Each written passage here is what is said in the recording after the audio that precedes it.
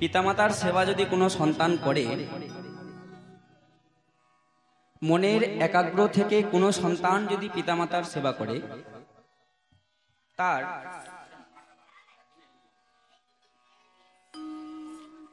তার আলাদা করে কৃষ্ণ সেবা করার কোনো প্রয়োজন পড়ে না। এত বড় একটা কথা আমি বলে দিলাম, এর পিছনে নিশ্চয়ই কোনো একটা কারণ থাকবে। কারণ এই যে ব্যাসাসনটায় আমি দাঁড়িয়ে রয়েছি, এই আসনে দাঁড়িয়ে আমি এমন কোনো কথা হঠাৎ করে বলে দিতে পারি না যে কথাটার কোনো যুক্তি থাকবে না, যে কথাটার কোনো প্রমাণ্য বা প্রামাণ্য বিষয় থাকবে না পিছনে।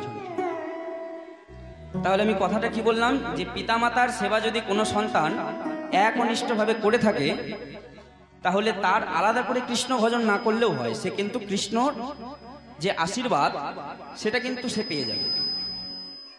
এবার এটা কি আমার কথা? না, এটা নিতান্তই আমার কথা নয়। এটা বলেছেন স্বয়ং চৈতন্য মহাপ্রভু। কাকে বললেন?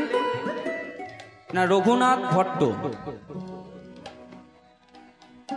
এই রঘুনাথ ভট্টটা আবার কে? এই দেখুন, আমি কালকেও বলেছি, আজকে আবার বলছি, বাঙালি বৈষ্ণব ঘরে জন্মগ্রহণ করে আমাদের সবার প্রথম কর্তব্য হচ্ছে স্বরূপ গোস্বামীকে প্রত্যেক দিন এক একবার করে হলেও প্রণাম জানানো বা তাদেরকে স্মরণ করা।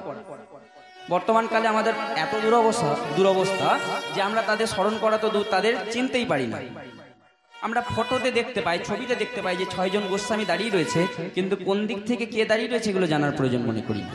বা স্বরগোস্বামী কে কে সেটা জানারও প্রয়োজন মনে করি না। স্বরগোস্বামী কে কে? জয়রূপ সনাতন ভট্ট রঘুনাথ,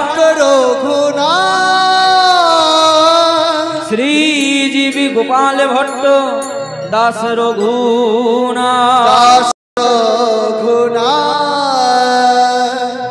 তাহলে জয়রূপ মানে রূপ গোস্বামী, সনাতন গোস্বামী, জয়রূপ সনাতন ভট্ট রঘুনাথ, এই যে 3 নম্বরে রয়েছে ভট্ট রঘুনাথ, এই ভট্ট রঘুনাথের কথাই আমি বলছি। চৈতন্য চরিতামৃতে যে জায়গায় আমার মহাপ্রভুর সাথে রঘুনাথ ভট্টের মিলন হচ্ছে, সেই জায়গাতে মহাপ্রভু রঘুনাথ ভট্টকে এই শিক্ষা দিয়েছিলেন যে শোনো রঘুনাথ, তুমি যদি তোমার পিতামাতার সেবা এক মনে করতে পারো, তাহলে তোমার আলাদা করে কৃষ্ণ ভজন করতে হবে না। এই রঘুনাথ ভট্টটা দেখুন কে ছিল? রঘুনাথ ভট্টের পিতা ছিল তপন মিশ্র। এই তপন মিশ্রের নিবাস ছিল পূর্ববঙ্গে। পূর্ববঙ্গে যখন মহাপ্রভু প্রথম যান, হরিনাম প্রচারেই হোক বা নিজের জ্ঞান লাভই হোক বা আরো নানা কারণে হোক, এই পূর্ববঙ্গে যাওয়ার সময়, যাওয়ার পরে তিনি তার সাথে মহাপ্রভুর সাথে দেখা হয়েছিল এই তপন মিশ্রের। এই তপন মিশ্র এতটাই ভাগ্যবান ছিলেন যে মহাপ্রভুর এই যে হরে কৃষ্ণ মহামন্ত্র নাম, এই হরে কৃষ্ণ মহামন্ত্র নাম আমার চৈতন্য মহাপ্রভু নিজের মুখ থেকে কাউকে যদি সবার প্রথমে দিয়ে থাকেন, তাহলে সেটি হলো কিন্তু তপন মিশ্র। এই তপন মিশ্রের আগে অন্য কাউকে বলেছেন সেই প্রমাণ আমরা বইয়ে কিন্তু পাই না। এর আগে হরিদাস ঠাকুর করে গেছেন, অদ্বৈত আচার্য করেছেন, কারণ তাদের জানা নাম এটা। কিন্তু স্বয়ং চৈতন্য মহাপ্রভু এই নাম সবার প্রথম কিন্তু পূর্ববঙ্গে গিয়ে এই তপন মিশ্রকে বলেছিলেন। আসলে তপন মিশ্রের সাথে দেখা হওয়ার পর তিনি মহাপ্রভুকে প্রণাম জানিয়ে বলেছিলেন, প্রভু, এই যে কলিযুগে আমরা বাস করছি, এই কলিযুগ থেকে উদ্ধারের পথ কি? আর আমরা এমন কি জপ করতে পারবো যেটি করলে খুব সহজে আমরা এই যে ভূভাগ, এই ভূভাগ থেকে মুক্তি পেতে পারি? তখন মহাপ্রভু এক উত্তরে বলেছিল যে শোনো, আমি একটা মন্ত্র দিচ্ছি, একটা নাম দিচ্ছি, সেটা কি না হরে কৃষ্ণ কৃষ্ণ কৃষ্ণ হরে হরে, হরে রাম রাম রাম হরে হরে। এই যে মহাপ্রভুর মুখ নিঃসৃত বাণী তপন মিশ্র সবার প্রথমে পেল। এরপরে মহাপ্রভু তপনকে বলে দিল, শোনো তপন, তুমি এক কাজ করো, তুমি এই পূর্ববঙ্গ ত্যাগ করে বেনারসে চলে যাও, ভারতবর্ষের বেনারসে চলে যাও।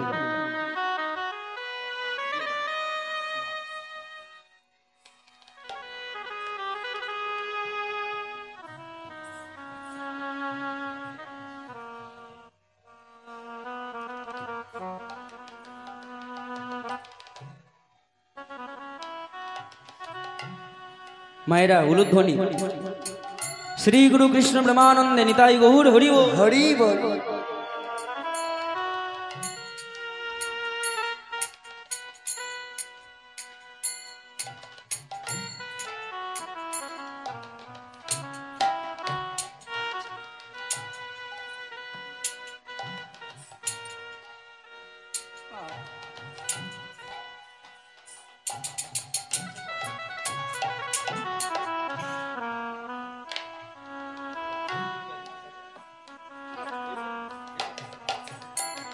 হরি বল, হরি বল, উলুধ্বনি আরেকবার।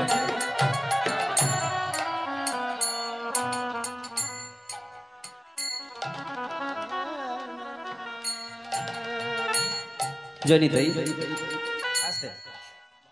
এই দেখুন যে জায়গায় ছিলাম তখন চৈতন্য মহাপ্রভু বলবে, বলো। প্রেমানন্দ নিতাই গৌর হরি হরি বল, হরি বল, রাধে রাধে। তাহলে আমার চৈতন্য মহাপ্রভু এই দেখুন তপন মিশ্রকে জানিয়ে দিল যে শোনো তপন, তুমি এই পূর্ববঙ্গ ত্যাগ করে আমাদের ভারতবর্ষের বেনারসে চলে যাও।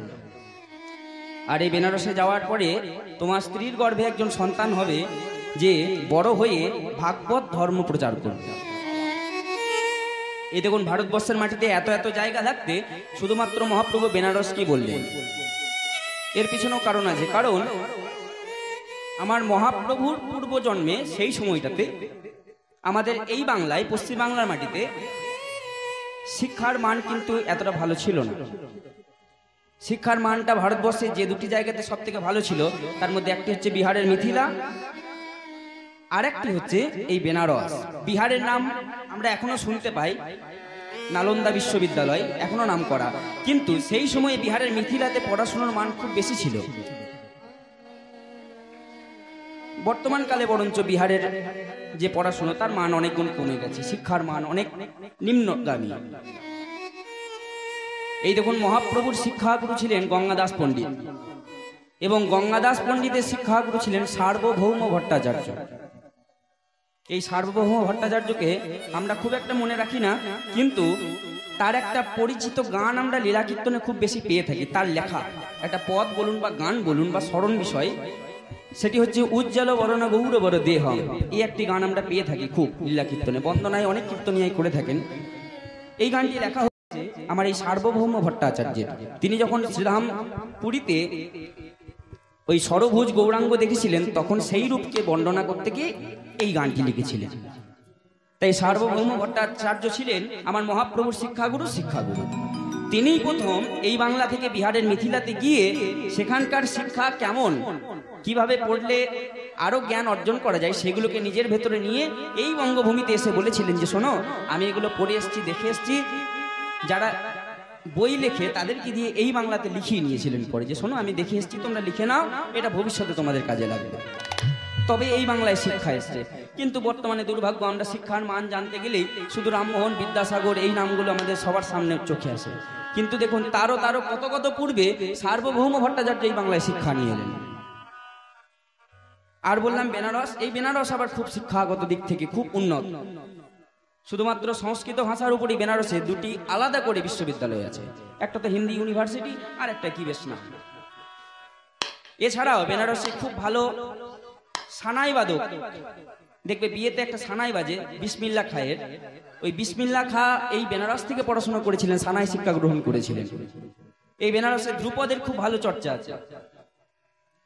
যখন কালী পুজো হয় সেই কালী পুজোর পরের দিন রাত্রে বেনারসের যে গঙ্গার তীর, এই গঙ্গার তীরে খুব ধ্রুপদের বড় বড় আসর বসে। কিন্তু দুঃখের বিষয়, এই ধ্রুপদের আসরে 90% দর্শক যারা থাকে তারা ফরেনার, বিদেশি, আর বাকি 10% ভারতবাসী। তারা বিদেশ থেকে এসে আমাদের সভ্যতা গ্রহণ করছে, আর আমরা ভারতবর্ষের মতো পূর্ণভূমিতে জন্মগ্রহণ করে তাদের শিক্ষা গ্রহণ করার চেষ্টা করছি। এগুলো খুবই দুঃখের বিষয়। এই দেখুন আমি এখনই প্রমাণ করে দিচ্ছি কেমন। আপনাদের এখানে যারা যারা রয়েছেন প্রত্যেকের মধ্যে কে কে মায়াপুর নবদ্বীপ গেছেন একবার হাত তুলুন তো। আচ্ছা, অনেকজনে গেছেন, বেশ। এই দেখুন, ধরুন আপনি মায়াপুর নবদ্বীপ গেলেন, দিয়ে আপনি ঘরে ফিরে এলেন। এই ঘরে ফিরে এসে আপনার পাশের বাড়ির দাদা হয়তো যেতে পারেনি, তখন আপনার প্রথম কথাই হবে, শুনুন দাদা, আহা কি সুন্দর দেখে এলাম, সেখানে ইস্কনের মন্দির এত সুন্দর, মনে হয় সেখানেই থেকে যায়। প্রথম কথা এটা আমাদের। তারপরের কথা হচ্ছে, আর বলবেন না দাদা, সন্ধেবেলায় সন্ধ্যা আরতি দেখলে মনে হয় না যে সেই স্থান ত্যাগ করি, মনে হয় যেন সেইখানেই সব কিছু নিয়ে চলে যায়, এই সংসার করে কি হবে। তারপরের কথা হচ্ছে, এরপরে কি দেখলাম জানেন দাদা, কত কত রকমের বাবাজি, সাদা চামড়ার, নীল চামড়ার, কালো চামড়ার।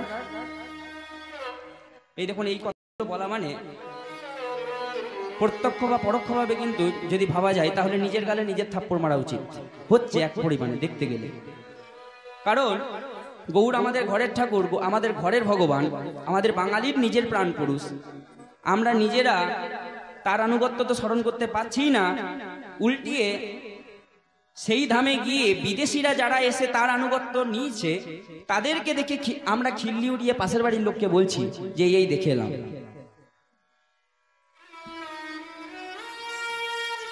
এটা এক প্রকার ভগবানকে, আমাদের নিজের ঘরের ছেলেকে অপমান করা হয়ে গেল, তার থেকে কম কিছু হলো না। এই অপমানের প্রসঙ্গ হইল, আমি বলে দিচ্ছি দেখুন, আবার আপনারা অপমান করেন ভগবানকে? করেন অপমান? মায়েরা করো করো না? প্রণাম করে লাভ নেই, দেখবে আমি এখনই প্রমাণ করে দেব। সকালবেলায় প্রভাতকালে আমি ঘর থেকে উঠে পাশের বাড়ি এক দাদা বৌদি থাকে, তার ঘরে গিয়ে নক করেছি দরজায়। বৌদি এসে দরজাটা খুলেছে, বলছে আচ্ছা দাদা আসুন বসুন। খুব সুন্দর করে খাটের ওপর বসতে দিয়েছে। এবার আমি জিজ্ঞাসা করছি, বৌদি দাদা কোথায়? বৌদি কত হাসি ঠাট্টা মজা করে একটা উত্তর দিল দেখুন, বলে নাহলে আর বলবেন না, আপনার দাদা না একটু ঠাকুর ঘরে গেছে। একটু ভালো করে ভেবে বলুন তো, এই ঠাকুর ঘরে গেছে মানে কোন ঘরের কথা বলছে বলুন? এই যে খিল্লি উড়িয়ে বললো কথাটা, বলুন কোন ঘরে কথা বলছে? বাথরুম বলেন না, পায়খানা ঘরের কথা বলুন। এই দেখুন ভগবানকে কিরকম অপমান করা হয়ে গেল। বলেন শোনেন নাই? কম বেশি অনেকজনাই, বেশিরভাগই শুনেছেন এই কথা। শুধু অপমান করি তাই নয়, আমরা প্রত্যক্ষ পরোক্ষভাবে ভগবানকে ঘুষ পর্যন্ত দিতে যাই। এই দেখবেন, এটারও প্রমাণ দিন। আমার ভাইয়ের শরীর খারাপ, বড় বড় ব্যাঙ্গালোর, চেন্নাই, মুম্বাই সব জায়গার হসপিটালে ডাক্তার দেখালাম, বড় বড় ডাক্তার সবাই জবাব দিয়ে দিল। এই সবাই যখন জবাব দিয়ে দিল, তখন আমার বাড়ির সামনে ছিল একটা মা কালীর মন্দির। মা কালীর মন্দিরে সব শেষে কোনো উপায় না পেয়ে মায়ের সামনে ভাইকে কোলে করে নিয়ে গিয়ে বলে ফেললাম, মা একটা মাত্র ভাই দিয়েছো, আজ আমার ভাইটার বড় শরীর খারাপ, তা মা তোমার চরণে একটা নিবেদন আমার, তুমি আমার ভাইয়ের শরীর খারাপটা একটু ভালো করে দাও। আর আমার ভাইয়ের শরীর খারাপ যদি তুমি ভালো করে দিতে পারো, তাহলে আমি তোমাকে কথা দিলাম, আগত অমাবস্যায় আমি তোমার মন্দিরে জোড়া পাঠা বলি। বলুন বলি না? বলি তো? তাহলে দেখুন, ভগবানকেও আমরা ছাড়লাম না, ভগবানকেও আমরা ঘুষ দিতে গেলাম। এই হচ্ছে আমার আপনার মতো দুর্ভাগ্য, হতভাগ্য কলির জীবের চরিত্র। এই চরিত্র নিয়ে আমরা ভগবানকে বিশ্বাস করি, ভগবানকে ডাকতে যাই। চরিত্র যদি ঠিক না হয়, চরিত্রে যদি দাগ পড়ে যায়, তাহলে একটা নিজের মানুষই বিশ্বাস করে না। ধরুন স্বামী স্ত্রীর মধ্যে কোনো স্বামী দেখা গেল ভুলবশত পরক্রিয়া প্রেমে লিপ্ত হয়েছে, ঘরের কথা বলছি, সংসারের কথা। এবার এটা যদি স্ত্রী জানতে পেরে যায়, বলুন তো ভবিষ্যতে আর কোনোদিন সেই স্ত্রী তার স্বামীকে বিশ্বাস করতে পারবে? যেহেতু চরিত্রে দাগ লেগে গেছে, আর কিন্তু কোনোদিন বিশ্বাস করতে পারবে না।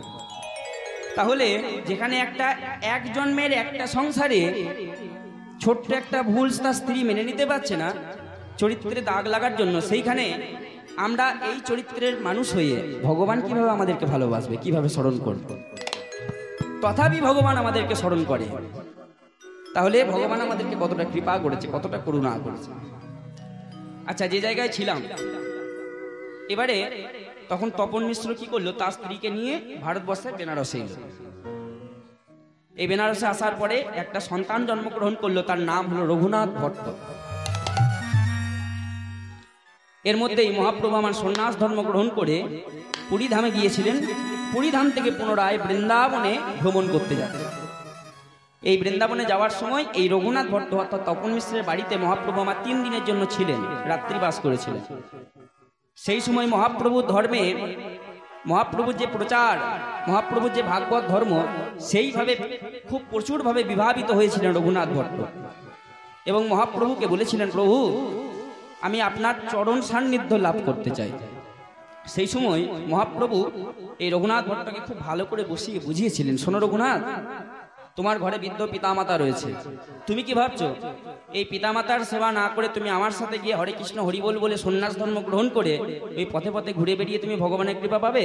যদি এটা ভেবে থাকো তাহলে তুমি নিতান্তই মূর্খ। আমি তোমাকে পথ দেখিয়ে দিচ্ছি, তুমি এক কাজ করো, যতদিন তোমার পিতামাতা বেঁচে আছে ইহলোকের সেবা করো, তারা যখন চলে যাবে তাদের পরকালের পূর্ণ সেবা পূর্ণ কাজ করে তারপরে তুমি আমার কাছে এসো, আমি তোমায় কোল দেব। এই দেখুন মহাপ্রভু শিক্ষা দিলেন। এতগুলো কথা বলার কারণই হচ্ছে এই যে এখন যে হরিবাসরটা হচ্ছে এর কারণ। এই দেখুন আজকে কত কত দিন পূর্বে তারা চলে গেছে, কিন্তু আজও তাদের স্মরণে এত সুন্দর একটা হরিনাম সংকীর্তন, শুধু এই 1 বছর নয়। আমি এই কার্তিক মাসে মালদায় গান করতে গেছিলাম,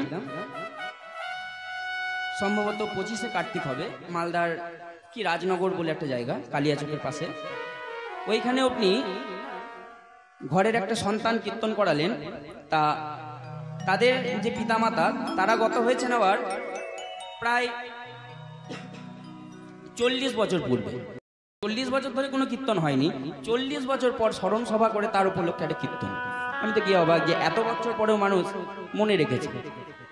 আর এখানে তো তাই নয়, এখানে শুধু মনে রাখা নয়, প্রত্যেক বৎসর কোনো বছর বাদ যায় না। এই একইভাবে এই দেখুন এখানে তো 24 পাওয়ারও হয় আলাদা করে, কিন্তু তার সত্ত্বেও কত সুন্দর আলাদা করে একটা হরিবাসরের উদযাপন প্রতি বছর, যাতে মানুষের মধ্যে একটা সনাতনী যে ভাব, সেই ভাবধারাটা প্রচুর পরিমাণে বৃদ্ধি পায়।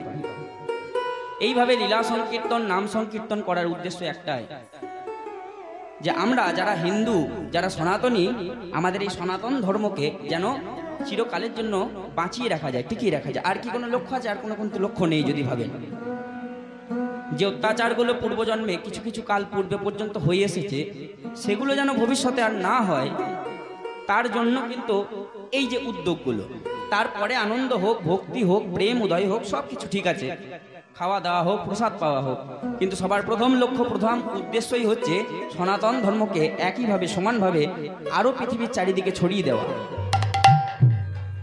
আর তারই প্রাণ পুরুষ, তারই পিতা হয়ে আমার চৈতন্য মহাপ্রভু এলেন এই বাংলার বুকে। তিনি প্রচার করে দিলেন তোমরা হরিনাম করো। সেই মহাপ্রভু আজকে পূর্ব লীলার ভাবে বিভাবিত। পদকর্তায় কলমখানি দিলেন, আরে মোড়ো শিগৌরাঙ্গ রায়, সুরধ্বনির তীরে যাইয়া নবীন নাবিক হইয়া সহচর মেলিয়া খেলায়। এই যে চৈতন্য মহাপ্রভু আমার, যার অন্তে কৃষ্ণ বাহিরে গৌরাঙ্গ, ভাব রসে গড়ায় আমার গৌরাঙ্গ তনু, যার বাহিরে গৌরাঙ্গ আর ভিতরে কানু, সেই গৌরহরি এই যে নবদ্বীপ ধামে এসেছিলেন, এই নবদ্বীপ ধামে আসার তার 3টি উদ্দেশ্য ছিল আলাদা করে। 3টি জায়গায় 3 রকম ভাবে তিনি নাম প্রচার করতে চেয়েছিলেন। একটা হচ্ছে নবদ্বীপের প্রতিটি ঘরে ঘরে, আরেকটি হচ্ছে নবদ্বীপের প্রতিটি মাঠে ঘাটে, আর একটা সর্বশেষ হচ্ছে প্রতিটি ঘাটে ঘাটে হরিনাম দেওয়া। ইতিমধ্যেই চৈতন্য মহাপ্রভু আমার ওই মাঠে মাঠে এবং দাঁড়ে দাঁড়ে নাম বিতরণ তো করা হয়ে গেছে, কিন্তু এখন বাকি থেকে গেছে একটি বিতরণ, সেটি হচ্ছে ঘাটে ঘাটে হরিনাম দেওয়া।